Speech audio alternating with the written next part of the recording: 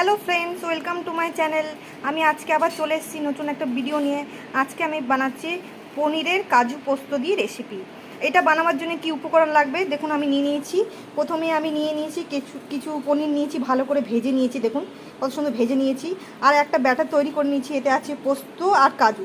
একটু কিন্তু কিপটিমি করলে চলবে না, বেশি করে কাজু আর পোস্ত দিতে হবে। এবার রান্নাটা কি করে বানাচ্ছি আপনাকে দেখাচ্ছি। এই দেখুন বন্ধুরা, আমার তেল গরম হয়ে গেছে। এরপরে আমি রান্না শুরু করে দিচ্ছি। এই যে আমার লঙ্কা ফোড়ন দেওয়া হয়ে গেছে, লঙ্কাটা একটুখানি ভেজে নিই। এবারে এই বাটারটা দিয়ে দেবো।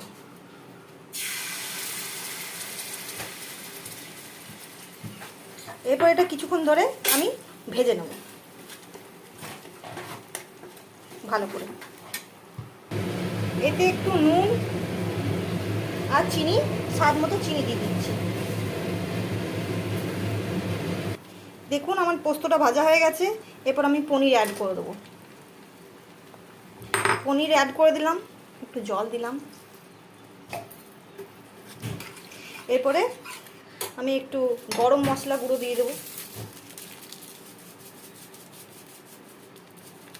আর একটু বাটার দিয়ে দেবো।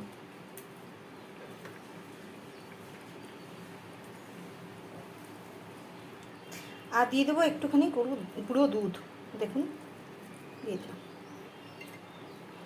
এবারে ভালোভাবে নেড়ে চেড়ে আমি রান্নাটা সার্ভ করে দিচ্ছি।